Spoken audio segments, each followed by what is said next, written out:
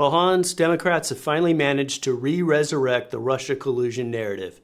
And of course, they've been trying to do that. We've seen hints at that over the last, say, month or so. But we had the DOJ announcement yesterday where they came out and they indicted two different individuals, citing that they were paid by Russia to then hire right-wing influencers, for lack of a better word. And, from there, it's literally been off to the races. I don't know about you, but say my Twitter feed is just full of the left, literally beside themselves with glee that they've got what they perceive as a new Russia collusion narrative. And there's so many false aspects to this. And I think that's kind of what we wanted to devote this show to, is diving into all of this nonsense. So with that, why don't you go ahead and kick us off? Absolutely. Nonsense is the key word here. And it's not just the left who are having a complete meltdown. Yes, they are. But the right, or huge parts of it, totally just overlooked the main point of this. Totally went, past the sale and just kind of put out. Why don't you just give us a quick backdrop to what we're talking about, just in case anybody's not. Right. When I say think past the sale, I mean, the DOJ put out this this indictment of these two Russians, as you mentioned, and supposedly these Russians funded a media company, and supposedly the media company then had these right-wing influencers, again, for want of a better word, that they were paying. Yeah. Well, let's just assume that's true. Well, what's wrong with that? There are all kinds of media companies in the US and, everywhere that are funded by all kinds of different people. I mean, what's possibly just wrong with that? And this is how about the BBC? Exactly. What about Radio Free Europe that, blasts propaganda into Russia, Western propaganda? Well, no one's got a problem with that. It makes no sense whatsoever. What about the New York Times? They get money from wherever. What about all these think tanks, Brookings and so on, Atlantic Council? I mean, they put out newsletters, they put out stuff, they put out YouTube stuff. I mean, it's just completely incredible to me that this got blown up into such a huge thing. And unfortunately, that needed the help, again, for want of a better word, of the so-called conservatives. And I say so-called, I mean, it's not that they're not conservatives, but just if you look on Twitter, everyone, including these so-called victims, these podcasters who were, they weren't named, but they were easily kind of identifiable from the indictment. There are no victims or anything. This is a completely normal transaction. A media company was paid by someone and they put out stuff. And by the way, no one even alleges that the stuff that was put out was somehow, disinformation or all this kind of rubbish. They just put out, the DOJ admits they put out kind of a potpourri of stuff, just a mishmash of, some. Well, I think the DOJ even admits that these people didn't even know, weren't party to anything. They just happened to be paid by. And then they produced their shows. Exactly right. The only person who might have known, even though there is some vagueness in there as well, is this woman called Lauren Chen, who apparently ran the U.S. side media company that was being paid, or in some way, again, we don't know about the exact modalities, by these two Russians. But again, instead of jumping like so many on the conservative side did, like just in the past 24 hours, instead of jumping, past the sale and going, oh my goodness, the Russians, and we had nothing to do with it or whatever, don't do that. Just go back to the whole premise of the whole thing. The premise is that somehow it's wrong for a media company to have investors or to be paid by someone. This is an attack on free speech. This entire indictment is nothing but an attack on free speech in order to resurrect the Russia hoax. That's all it is. Now, of course, it's sleazy if someone like Lauren Chen takes Russian money and doesn't declare it, or if she takes it at all. Of course, that's sleazy. But how is that illegal? That part is the fact that so many on the conservative side bought into this false narrative, or false premise that this is somehow illegal. That's what I find the most frustrating about all this. It goes to show where we've arrived at from these 8 years of this Russia collusion nonsense, which has become its own version of Elon's mind virus, where it's just infected Democrats, and now seems to be spilling a little bit over onto the right, as you were alluding to. This idea that if you just take out the word Russia for a moment and put in, a benign Western country, I don't think anybody would blink an eye. And again, the BBC argument is sort of valid, that the BBC operates here. They have their own reporters producing stories. We have an entire network of reporters that are being paid by the BBC to do stories here. Nothing wrong with that. We may not like the stories they're doing, but there's nothing wrong with that. On the fundamental basis, this is utterly no different than that. And you're completely right. And I think people just need to keep focusing on the fact that this is an attack on free speech, and this is an overt attempt to resurrect the Russia collusion narrative. And there's something I'd like to bring into this because it highlights how polluted the DOJ is. So the DOJ issued the indictment yesterday. Well, guess what's starting today? Hunter Biden's tax trial in Los Angeles. Now, how do these two tie in? Well, just 2 or 3 weeks ago, the DOJ came out and made an extraordinarily coherent case as to why Hunter Biden was an unregistered foreign agent, acting as a foreign agent for the CCP, for Ukraine, and for Romania. But although they literally said the words that he was acting as an unregistered foreign agent, which is worse than just being paid by Russia, far worse.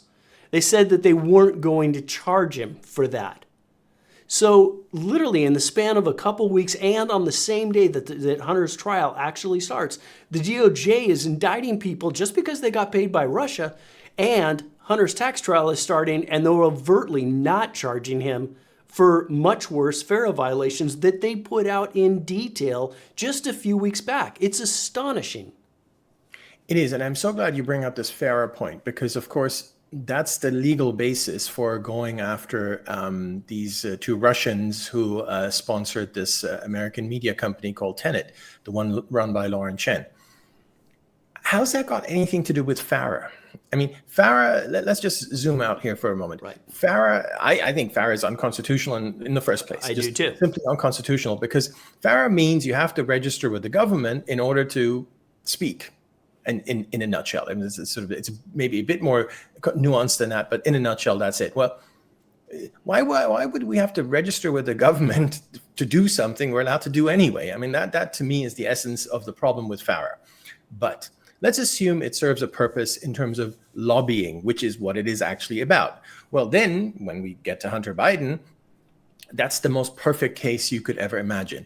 You have the son of the sitting vice president at the time, who got money in order to persuade his father and various other people in the government, like Amos Hochstein, the guy whom he called right after, whom Hunter called right after he got the order to end the investigations against Burisma in Ukraine. That was a government employee. That was actually Obama's energy czar. There is no clearer case of lobbying than that. Some foreign country pays you money to do something to do with the U.S. government, you go ahead and do that directly with top officials of the U.S. government. Okay, I'm against FARA, but if you're going to do it, that's the clearest cut case you could ever have. And as you say, they were like, oh no, let's not prosecute that. But now they're using FARA against these two Russians for investing in a media company. Now, first of all, how's that lobbying? Even if we accept that FARA serves a purpose or that FARA is legitimate or not unconstitutional, whatever, how's that lobbying? Even the DOJ admits they didn't lobby anyone. They didn't go to the government and go to Hochstein or whatever and ask for this or that or the prosecutor to be fired in Ukraine, and none of that happened. And the DOJ also admits, as we already mentioned, that the videos that were put out were just completely run-of-the-mill, all across the board. Well, again, what on earth does that have to do with FARA? And yet that's the legal basis for what happened here. And so, sorry I come back to this point again, but I am so frustrated that all these people who ought to know a lot better, and most of all, those are the podcasters themselves who took the money. They ought to be the first ones to say, well, what's wrong? What's wrong with that? We didn't do anything wrong. But instead, they said, they're victims, and they called the thing, I think one of them called it a fraudulent scheme and so on. So they're buying into this narrative that investing in a media company is not allowed, or they're buying into this narrative that you have to register with the government in order to exercise free speech. And that just frustrates me so much. But I agree with you. The cause of this is that their minds have been messed with. Almost everyone's minds have been messed with, not only on the left. Well, they all have TDS, Trump derangement syndrome, but on the right as well, by buying into these scams, in a sense that, okay, the people on the right know that the Russiagate scam is a scam, but at the same time, they're scared of being called a Russian agent. They're scared of being associated with anything to do with Russia. So as soon as Russia is put out there, all these people just take a run and then just, no, got nothing to do with me. Instead of just stopping for a moment and thinking, well, what's actually going on here? Oh, the DOJ just criminalized free speech. That's not good. Let's talk about that. And, it's also another aspect to that. When you say the DOJ, that always sounds like this giant blob.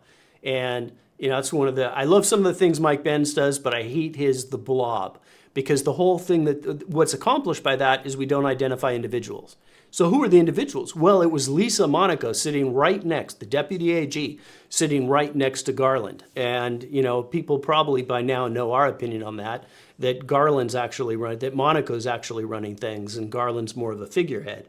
And Lisa Monaco indeed spoke, so she was this leading proponent. It's no accident that she was there.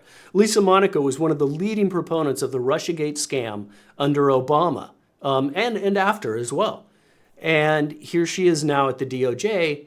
And what does she do? She gives the perfect hook for Dems to start promoting a Russiagate scandal. And you're exactly right. I think everybody had a reflexive reaction where there was just this moment of panic, like, oh my God, we're being paid by Russia? What the hell? And they move into apology mode as opposed to stepping back and thinking, what is it that we're actually doing? Which is nothing. You were making shows and you had latitude over your shows and you weren't being directed by anybody, et cetera. And, fair is always a little tough because, at the heart of it, it's basically a disclosure that if you're lobbying American officials, they should know that are you operating on behalf of a foreign government? There's some logic there, but I also agree with you that I think that gets trumped by protecting free speech, and that need to know that free speech is more important. But this wasn't even lobbying. They are trying to make the extension from simply being paid to you're actively lobbying. There's not even any lobbying going on. And, both you and I in our digging, we've seen countless examples of these Democratic operatives that go and make enormous sums of money. I'm talking $50,000 a month back in 2015, 2014, for working on behalf of foreign governments. And a lot of them didn't file FARA. If they ever got tapped on the shoulder, they'd file it retroactively. It was only the right that got in trouble for not actually having filed FARA if they could even produce it. So the whole law itself is all kind of messed up. But effectively, they're just trying to weaponize it. And as you continue to point out, the right is reflexively going along with that. And that it's not good for them. It's not good for free speech, nor is it good for the continuation of the Russia collusion narrative. And by not good for the continuation, meaning it plays into the continuation of the Russia nonsense. So, I'm with you. People should be pushing back on this in a differing way than what they are right now. Exactly. Attack the premise. And by the way, attack the premise of anything that comes out of DOJ, the left, Kamala, whatever, Biden. Always attack the premise. Far too many people embrace the premise and then argue at the margins. So if I had $1 for every single discussion that took place over the past 24 hours of whom Putin actually supports, some people are saying, well, this proves that Putin wanted to have Trump win. And then others made all their arguments. No. Because Lauren Chen recently changed her point of view. Therefore, Putin actually wants to have Kamala as president. If I had $1 for each of those conversations, I'd be very, very rich. And every single one of those people who engaged in those conversations looked past the sale. They didn't ask about the premise. They just completely ignored all of that and just jumped straight into, oh yeah, Putin's bad, and yeah, Russian influence is bad, and election meddling is bad, and now let's discuss other things. That's wrong. You should go back and discuss the very premise, and then you'll find very, very quickly that this is all just garbage. This is total garbage. Yeah, Let me give you an example here of, you mentioned what if it was some other country? There's a great example of this Farah abuse, which involves Turkey. Turkey is an ally. Turkey is a NATO member. We're supposed to be super friendly and happy and so on. Well, guess who wrote a Turkey-friendly op-ed in the Washington Post? What was it, 8 years ago? 8 years ago. General Michael Flynn. And then they wanted to charge him with Farah for doing that. Can you think of a more egregious freedom of speech issue than that? So what if someone allegedly paid Flynn? It might still be his opinion anyway. I mean, who knows? I mean, but it doesn't matter. Well, it's his right. It's also the affair has been weaponized. He says, "I'm Michael Flynn, and this is what I think." So who cares whether someone paid him or not? And even if you thought, well, but we should know if someone paid or whatever, how are you ever going to police that? You can't. What you end up with is the perfect abuse potential, which is exactly what we have ended up with, where we try to second guess what people might actually be thinking, which is impossible because, as I said, I don't know whether Michael Flynn thinks what he wrote about Turkey because he actually thinks it or because he got paid for it or for some other reason. It's impossible to know. So you end up with, from a law enforcement perspective, where the government just picks out people like Flynn, Papadopoulos, and now these Russians, go after them for voicing their opinions, for free speech. Whereas everyone else, the Bidens, the Brookings president, we haven't even talked about him yet. All of those people, yeah, that's fine. You can do whatever you want. Well, there's certain regulations or laws that are suddenly being weaponized, and it started in 2015, 2016. And two that jump to mind are the Logan Act, which was famously pushed forward by Joe Biden in Obama's office when he was VP, that will go after Flynn under the Logan Act, and FARA. A lot of people don't realize that FARA for the longest time was one of the most loosely enforced regulations. Nobody filed FARA. Hunter Biden, we talked about him earlier when he was doing his lobbying activities. He had Blue Star, which was an overt lobbying firm, and he had Boies Schiller, his law firm. And those worked in tandem to lobby congressmen. We know for a fact that Chris Murphy, out of Connecticut, senator, was lobbied by both Boies Schiller and Blue Star to lobby on behalf of Burisma and to make Burisma out to be this great company that wasn't really run by a completely corrupt oligarch who was taking over all the assets in Ukraine. Chris Murphy went along with it. We have the emails to prove it. They never filed FARA. Now, they finally did when they didn't get any penalty for it, but they were finally tapped on the shoulder and forced to do it. And that's kind of how FARA was. Nobody wasn't a big thing. And it got weaponized. And now we're seeing examples of where they're taking the strict accordance of the law and they're stretching it to areas that it frankly doesn't even apply. I'm not a lawyer, you're much better at this than me, but I would argue strongly it has no business in this arena. And yet that's the kind of stretching. Not only is it suddenly being vigorously applied where it suits Democrat narratives, but it's being extended to capture areas where it never would have captured before. I would argue it has no business in any arena. There was Thomas Massey, one of our favorite congressmen, perhaps our only favorite congressman, because there's so few that are that might be in that category. He was just on Nicole Shanahan's show, and they had a great discussion. And he gave an example of exactly that sort of just mess that these laws create. So as a congressman, he's not allowed to have his lunch or dinner paid by anyone. But he is allowed to get a $5,000 or $10,000, whatever dollar check from that person he's having dinner with.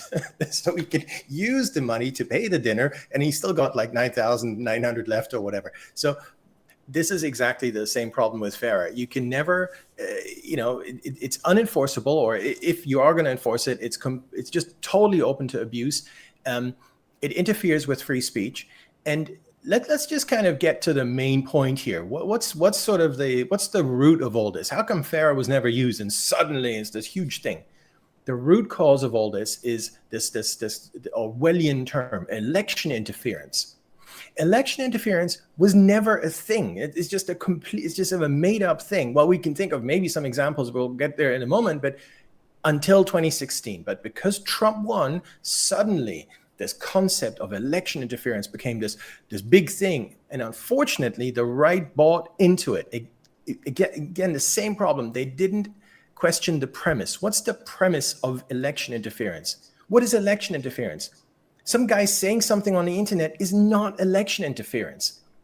You might argue, and this is where you might have some examples of election interference, none of which the GOP would ever be guilty of, is, for instance, when the 51 intelligence officials and 5 former CIA directors came out and lied about the Hunter Biden laptop. Okay, they abused their security clearances, their positions, and so on to swing an election. I would say, that's still freedom of speech. You should take away their security clearances, but to me, that's still freedom of speech. But some might argue, okay, that's election interference. It certainly swayed the election. But how on earth is, Putin running something on RT, a channel that no one ever watches anyway, or some podcasters? This is the other completely crazy thing about what's just happened. These people who were paid, they were all Trump fans anyway. I mean, what a stupid scheme. They're going to say great things about Trump no matter whether you give them money or not. How on earth is that election interference? So again, I would just question the entire premise of that term, election interference. It's just not a thing. Let's just get to the point where if anyone says, oh, that's election interference, we just laugh it off. And we know what happened here. It's not that there was any election interference. They happened upon an instance where they found out that Russia was paying Tenet, and Tenet happened to have these people in it was a hook. That's all they wanted. Back in 2015-16, when this first arose, which as we're talking about it, again, it's worth pointing out how many different things were weaponized in that time frame that have only continued to grow and become worse to today. Where unfortunately people kind of, as we keep saying thematically, are sort of accepting it when they shouldn't be accepting it. This idea of election interference, here's the news. Russia interferes in our elections on a small scale basis all the time. And guess what? We interfere in their elections all the time on a small scale basis. Does it do anything to move the needle? No. They went out there desperately looking for everything they could find, and they got what? Facebook ads? But this idea of this election interference, and oh my gosh, it's amazing to me how Democrats buy into all these narratives. And we've moved to the point, the problem was 2015-16 set the hook for everybody because all these terms were new and they pushed them so hard that they became set in people's mind to the point that now there's not any questioning of what actually lies behind the charges or the allegations. It's just simply the headline, Russian interference. It's a gotcha moment. And, I'd say 60+% of the population, maybe more, have already been primed to go ahead and just completely buy into this without any thought or any questioning as to what this actually means. And if you really want to cut to the core of this is it's two things. Obviously, first and foremost, it's reestablishing a Russia collusion narrative right at a critical time in the election, which that is kind of election interference. Manufacturing a scandal, that's election interference. But you're also having another frontal attack, or maybe a little bit of a side attack, on free speech, which is something that we've seen accelerate, both across the world and in our own country. And this is another element of that, and that's what it should be treated like. Every single news on the big networks is nonstop election interference. Every single new edition of the New York Times, Washington Post, and LA Times, and on and on and on, is just nonstop election interference. Everything's election interference. If everything's election interference, nothing is election interference. Yep. It's free speech. Yes, we know these people are propagandists. We know they lie about everything. So what? Same about these right-wing, so-called right-wing podcasters. I don't trust them. I mean, you have to, whatever people say, you'll have to assume they're trying to manipulate in some way.